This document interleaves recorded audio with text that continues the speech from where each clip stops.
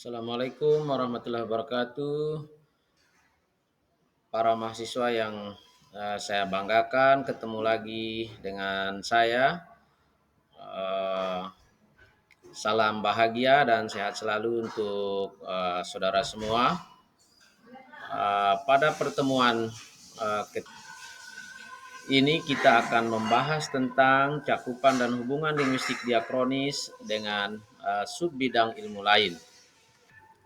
Seperti yang pernah saya kemukakan pada pertemuan kedua sebelumnya, bahwa linguistik diakronis itu mencakup linguistik historis komparatif dan dialektologi. Maka berdasarkan pengertian itu, maka cakupan linguistik historis itu mencakup objek kajiannya difokuskan pada satu bahasa tertentu yang berorientasi pada deskripsi perbedaan bahasa dari suatu kurun ke kurun yang lainnya. Misalnya sistem fonologi bahasa Indonesia pada masa sebelum kemerdekaan dibandingkan dengan bahasa Indonesia era reformasi. Kedua, objek kajiannya difokuskan pada lebih dari satu bahasa yang tujuannya untuk menentukan relasi kekerabatan yang terdapat di antara bahasa-bahasa tersebut. Yang ketiga itu adalah menentukan status bahasa. Apakah isolek yang kita bandingkan itu adalah berstatus sebagai bahasa, dialek, atau subdialek. Hanya isolek yang berstatus sebagai bahasa lah yang layak dibandingkan. Kemudian yang keempat itu adalah menentukan hubungan kekerabatan dan mengelompokkan bahasa-bahasa yang dibandingkan. Yang kelima itu adalah melakukan rekonstruksi bahasa purba, dan yang keenam adalah menentukan tanah asal. Oleh karena itu, studi linguistik historis bertujuan untuk mengidentifikasi relasi kekerabatan antara lebih dari satu bahasa, sehingga pada hakikatnya merupakan kajian tentang variasi bahasa. Jadi linguistik historis itu merupakan salah satu kajian tentang variasi bahasa. Variasi bahasa tentu pada level bahasa karena pengkajiannya pada beberapa bahasa. Berbeda dengan dialektologi dan sosiolinguistik yang mengkaji paribahasi bahasa dalam satu bahasa. Hanya saja dialektologi mengkaji variasi satu bahasa karena faktor geografi atau tempat tinggal, sedangkan sosiolinguistik mengkaji variasi bahasa karena faktor sosial. Adapun bidang garapan dialektologi mencakup dua aspek, yaitu aspek sinkronis dan aspek diakronis. Aspek sinkronis disasarkan pada upaya deskripsi perbedaan unsur kebahasaan yang terdapat dalam bahasa yang diteliti, mencakup bidang fonologi, morfologi, sintaksis, leksikon, dan semantik, termasuk sosiolinguistik. Yang kedua, pemetaan unsur kebahasaan yang berbeda. Yang ketiga itu adalah penentuan isolek sebagai dialek, subdialek dengan berpijak pada unsur kebahasaan yang berbeda. Yang keempat adalah membuat deskripsi tentang pengenalan dialek, subdialek melalui pendeskripsian ciri-ciri fonologi, morfologi, sintaksis, dan leksikal yang membedakan dialek-dialek tersebut satu sama lain. Aspek diakronis disasarkan pada upaya membuat rekonstruksi prabahasa atau bahasa purba yang diteliti. Yang kedua, menelusuri pengaruh antar dialek bahasa yang diteliti serta situasi persebaran geografisnya. Yang ketiga, penelusuran unsur kebahasaan yang merupakan inovasi internal atau inovasi eksternal dalam dialek bahasa yang diteliti. Yang keempat, penelusuran unsur kebahasaan yang berupa bentuk relik pada dialek yang diteliti dengan situasi sebaran geografisnya. Yang kelima, penelusuran saling hubungan antara unsur-unsur kebahasaan yang berbeda di antara dialek bahasa yang diteliti. Yang keenam, membuat analisis dialek ke dalam dialek relik dan dialek inovasi. Dalam pengertian terbatas, akhirnya bahwa studi dialektologi membuat rekonstruksi sejarah daerah yang diteliti. Oleh karena itu, perbedaan linguistik historis dengan dialektologi itu adalah terletak pada empat hal, yaitu dasar pijakan kedua bidang ilmu itu, kemudian yang kedua tingkat kegunaan bahasa purba yang direkonstruksi, Yang ketiga itu adalah bahan yang digunakan untuk merekonstruksi bahasa purba, dan yang keempat adalah wujud inovasi yang menjadi objek kajian. Perbedaan pertama yaitu didasarkan pada perbedaan dasar pijakan. Studi linguistik historis berpijak pada kesamaan, sedangkan dialektologi diakronis berpijak pada perbedaan. Artinya bahwa studi linguistik historis mencoba membandingkan unsur-unsur bahasa yang terdapat pada bahasa-bahasa yang dibandingkan dengan melihat kesamaan suatu bahasa, suatu unsur. Sedangkan dialektologi dalam upaya membandingkan unsur-unsur yang ada dalam dialek atau subdialek dari beberapa dialek atau subdialek dibandingkan dengan melihat perbedaan dari unsur-unsur bahasa tersebut. Misalnya kita lihat bahasa Sasak untuk menyatakan mana apa dan mata, masing-masing direalisasikan dengan apa untuk apa, kemudian mate untuk mata. Sedangkan bahasa Sumbawa untuk menyatakan mana apa itu adalah apa, sedangkan mata itu mata. Yang kita bandingkan adalah bentuk yang menyatakan mana apa dalam bahasa Sasak dan bahasa Sumbawa. Untuk mengatakan bahwa kedua bentuk itu berkerabat atau tidak, maka kita harus berpijak pada pandangan kesamaan. Artinya bahwa harus dipandang bahwa perbedaan bunyi E pada posisi akhir pada kata yang menyatakan, pada bentuk yang menyatakan mana apa, merupakan dua bentuk yang sama yang diduga diturunkan dari satu bentuk yang sama. Begitu juga bentuk yang menyatakan makna mata, yang dalam bahasa Sasaknya mate, dalam bahasa Sumbawanya mata, meskipun berbeda secara bentuk tetapi diperlakukan sebagai sama karena dianggap diduga sebagai diturunkan dari satu bahasa purba yang sama, yang mungkin saja mata. Karena tujuan dari studi ini adalah untuk melihat kekerabatan dari dua bahasa itu. Jadi, linguistik historis komparatif itu berdasar perbandingannya itu berpijak pada kesamaan.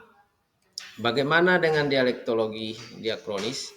Dalam konteks memandang realisasi bentuk untuk menyatakan mana apa dan mata, maka kedua bentuk itu masing-masing, misalnya dialek A dalam bahasa Sasak dan dialek B dalam bahasa Sasak.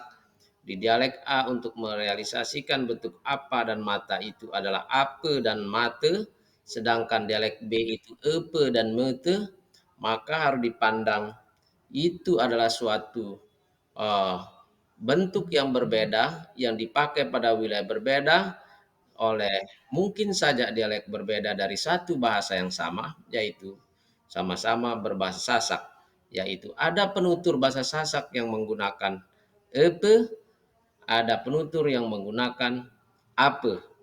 Artinya bahwa meskipun kedua bentuk itu pada masa lampau diturunkan dari bentuk yang sama yang bisa jadi apa bentuk purbanya, tetapi dalam konteks memandang kevariasian itu dari sudut pandang perbedaan, karena bentuk-bentuk tersebut yang ada dalam dialek atau subdialek itu adalah memang bentuk yang diturunkan dari bentuk yang sama, tetapi karena itu adalah merupakan satu bahasa yang sama dipandang sebagai bentuk yang berbeda. Kemudian perbedaan yang kedua adalah bentuk kegunaan bahasa purba yang direkonstruksi dari kedua bidang ilmu ini.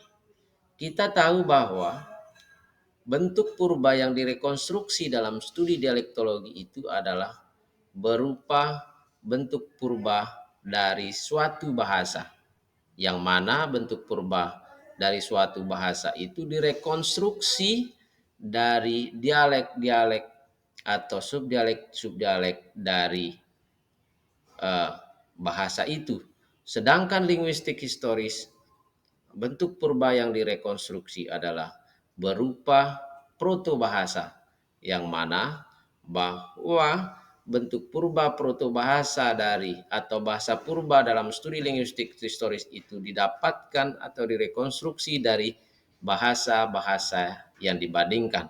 Jadi untuk membedakan bentuk purba yang direkonstruksi dalam studi linguistik historis dan dialektologi, dalam linguistik historis bentuk purba yang direkonstruksi diberi nama protobahasa karena dihasilkan dari perbandingan bahasa-bahasa kerabat, sedangkan dialektologi bentuk purbanya dinamakan prabahasa karena didapatkan dari perbandingan dialek atau subdialek yang ada dalam bahasa itu.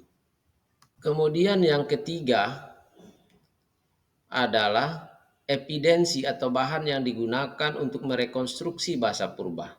Jika dicermati bahwa evidensi bahan yang digunakan untuk merekonstruksi bahasa purba yang dalam studi dialektologi disebut prabahasa, evidensi atau unsur-unsur kebahasaan yang digunakan itu adalah unsur kebahasaan yang disebut dengan dialek atau subdialek.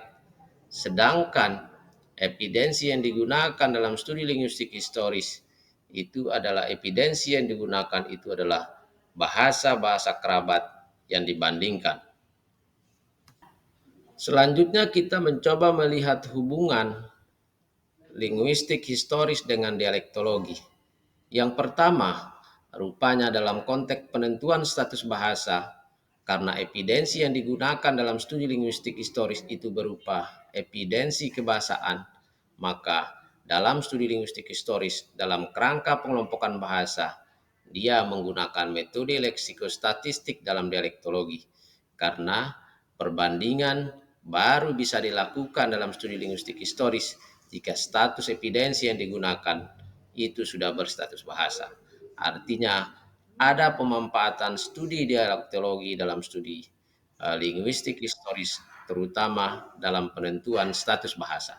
Kemudian yang kedua, bahwa seharusnya perbandingan bahasa berkerabat pada level bahasa dalam kerangka rekonstruksi bahasa purba dalam studi linguistik historis haruslah menggunakan prabahasa atau bahasa purba sebagai hasil rekonstruksi dialek-dialek dalam suatu bahasa sebagai hasil kerja dalam studi dialektologi. Kemudian yang berikutnya adalah bahwa rekonstruksi bahasa purba dan penentuan unsur inovasi dan konservasi dalam studi dialektologi sebenarnya menggunakan prinsip-prinsip kerja yang terdapat dalam studi linguistik historis. Kemudian hubungan linguistik historis dengan sejarah dan antropologi. Keterangan sejarah mengenai hubungan penutur antar bahasa yang diperbandingkan untuk melihat hubungan kekerabatan dapat menjadi bukti yang mengukuhkan temuan kekerabatan bahasa. Hubungan yang kedua bahwa studi sejarah dapat memanfaatkan bukti linguistik untuk menjelaskan kesejarahan suatu wilayah tutur. Yang ketiga, bahwa informasi kesejarahan tentang tanah asal atau pusat persebaran dapat saling mengukuhkan dalam menetapkan tanah asal. Dan yang keempat, bahwa bukti antropologi dapat mengukuhkan temuan linguistik. Hubungan dialektologi dengan sosiolinguistik. Dialektologi dan sosiolinguistik adalah sub bidang linguistik yang sama-sama mempelajari perbedaan unsur kebahasaan. Jadi keduanya itu adalah studi tentang variasi bahasa. Hanya saja variasi bahasa dalam studi dialektologi lebih disebabkan karena perbedaan tempat tinggal, sedangkan studi variasi dalam studi sosiolinguistik disebabkan karena faktor sosial seperti pendidikan, usia, jenis kelamin, ekonomi, dan lain sebagainya. Dalam studi dialektologi dimungkinkan pemanfaatan studi sosiolinguistik. Misalnya mengapa dialek tertentu lebih besar atau kecil pengaruhnya terhadap dialek lain. Misalnya status sosial yang pertama lebih tinggi dibandingkan dengan yang kedua. Yang ketiga, bahwa perbedaan diatopik dapat dijelaskan dengan dasar perbedaan sintopik. Misalnya penelitian Greens tahun 1991 pada bahasa Melayu Betawi di beberapa desa di Sawangan untuk menyatakan makna ayah itu direalisasikan dengan kai bapak. Bentuk kai itu beralternasi dengan bentuk kaki, aki, dan kakek yang juga digunakan di daerah Ciputat yang berarti kakek. Persoalannya mengapa terdapat satu bentuk dengan makna yang berbeda pada dua wilayah yang berbeda. Persoalan lain adalah bentuk kai bermakna awal ayah atau kakek. Menurut Budi Santoso tahun 1977, di Melayu Jakarta, seorang ayah atau ibu secara teknonimis dipanggil menurut anak sulungnya. Misalnya, anak sulungnya bernama Karu, maka si ayah dipanggil Bapak Karu atau Karu saja.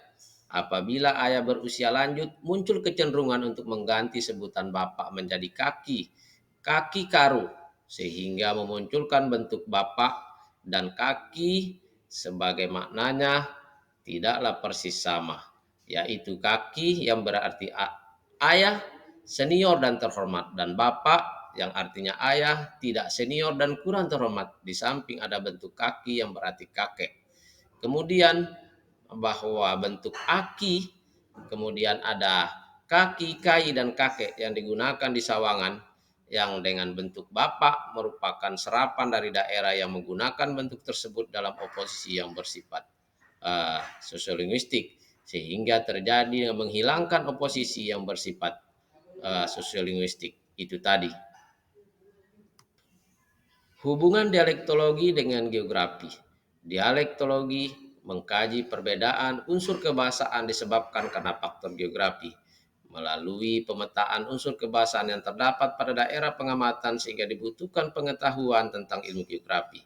Yang kedua, fungsi pemetaan adalah untuk memvisualisasi letak geografis yang menjadi tempat digunakan suatu bentuk bahasa tertentu. Penyebutan bentuk yang berbeda yang digunakan pada daerah pengamatan yang berbeda secara geografis untuk menyatakan makna yang sama secara langsung. Dialektologi memiliki hubungan dengan geografi. Hubungan dialektologi dan sejarah. Munculnya perbedaan unsur kebahasaan dalam suatu bahasa yang memunculkan perbedaan dialektal tidaklah terjadi secara serentak, melainkan melalui fase historis tertentu.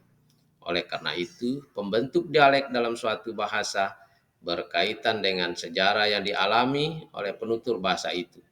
Misalnya sumbangan ilmu sejarah ke dialektologi, penentuan bentuk yang digunakan untuk merealisasi suatu makna dalam suatu dialek sebagai bentuk asli atau pinjaman, yaitu adanya bentuk datang dan teka, yang berarti datang dalam bahasa Sumbawa dialek Tongo, subdialek Labangkar, maka bentuk teka merupakan kata pinjaman dari bahasa Jawa karena secara historis kerajaan di Sumbawa pernah berhubungan dengan kerajaan Majapahit sehingga ditemukan kata pinjaman ala yang berasal dari kata kala yang berarti ambil dan we dari kata wedang yang berarti air. Yang ketiga, sumbangan dialektologi terhadap ilmu sejarah, misalnya sejarah keterhubungan kerajaan Selaparang dengan Kesultanan Sumbawa dan adanya sejumlah enklave Sumbawa di Pulau Lombok. Kemudian penulisan sejarah dibuktikan dengan membandingkan unsur kebahasaan yang terdapat pada daerah kantong tersebut dengan dialek-dialek bahasa Sumbawa. Munculnya variasi-variasi dialektal AE dalam bahasa Sasak merupakan salah satu bukti adanya pengaruh sejarah, bagaimana peran sejarah, adanya ekspansi Bali di masa lampau terhadap kerajaan Selaparang yang ada di Pulau Lombok. Demikianlah saudara-saudara pada pertemuan ketiga untuk mata kuliah linguistik diakronis ini. Semoga saudara-saudara sehat selalu. Mari kita akhiri pertemuan yang ketiga ini dengan sama-sama membaca Alhamdulillah. Alhamdulillahirabbil alamin. Assalamualaikum warahmatullahi wabarakatuh.